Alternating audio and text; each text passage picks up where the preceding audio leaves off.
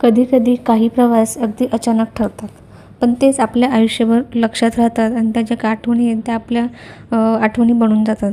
असाच एक अनपेक्षित योग आला आणि आम्ही पुण्याला अचानक म्हणजे पुण्याला आमचं कामानिमित्त आम्ही गेलेलो आणि अचानक वेळ होता म्हणून आमच्या डोक्यात आलं की चल आता वेळ आहे तर आपण प्रति बालाजीच्या दर्शनाला जाऊया. खूप ऐकलेलं आहे प्रति बालाजीच्या मंदिराविषयी, पण कधी गेलो नव्हतो.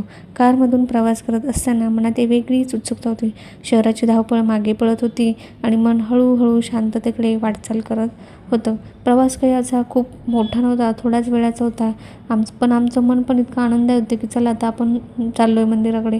असं रस्त्यावरील दृश्यांचा आनंद घेत घेत आम्ही हळूहळू मंदिराच्या परिसरामध्ये पोहोचलो आणि त्याच्यानंतर तिथं ही गाडी आम्ही पार्क केली आणि मंदिरामध्ये म्हणजे आम्ही स्टार्टिंग हा परिसर जो आहे सुरुवातीचाच आहे आणि सुरुवातीलाच आम्हाला हे असं जे काही शिखर दिसतंय तर ते शिखर दिसत होतं. त्या शिखरावरील जे काम आहे ते देखील अत्यंत नाजूक होतं पाहूनच, आणि त्याचा जो काही त्याला कलर केलेला आहे ते खूप सुंदर वाटत होतं.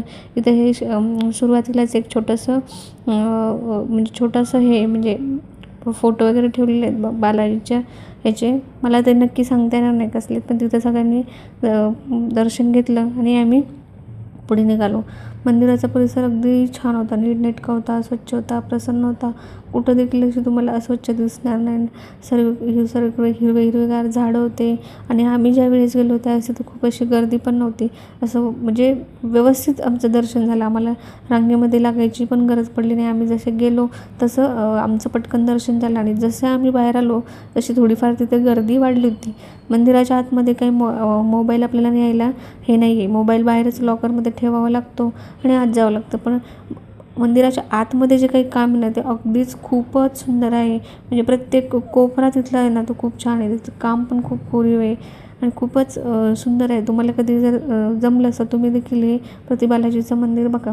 बाहेर आल्याच्या नंतर मग आम्ही थोडासा त्या परिसरामध्ये बसलो, फेरफटका मारला. त्यांनी मंदिरामध्ये मिळालेला प्रसाद आम्ही बाहेर खाल्ला. खूप गरम गरम असा तो भात आणि त्याच्यात मसाले टाकलेले होते, खूप सुंदर होता. त्याच्यानंतर मग दर्शन होऊन आम्ही प्रसाद खाऊन पुढे निघालो आणि खरंच आम्ही आलो याचा आम्हाला खरंच खूप आनंद वाटतो की आपण आलो, कारण आल्याचं आमच्या त्या गोष्टीचं हे झालं, सार झालं. आणि आपल्या धावपळीच्या जीवनामध्ये खरं तर आपण नेहमी असं कुठे ना कुठे भेट दिली पाहिजे, ज्याच्यामुळे आपल्याला एक वेगळीच ऊर्जा मिळते. काही काळासाठी काय ना, पण आपण काय आपलं जे चिंता असेल ते विसरून जातो आणि जो काही स्ट्रेस आहे तो देखील आपला कमी होतो. आणि आमचा हा अचानक ठरलेला प्रवास आम्हाला सुंदर आठवणी, मनशांती आणि भक्तीचा अमूल्य अनुभव देऊन गेला. आणि पुण्यातील प्रति बालाजी मंदिर हे केवळ एक धार्मिक स्थळ नाही, तर शांतता, स्वच्छता आणि सकारात्मक ऊर्जा याचं एक हे आहे. आणि लास्टला आम्ही निघताना इथे चहा पिलो, खूप छान होतं. तुम्ही सर्वांनी या प्रति बालाजीच्या मंदिराला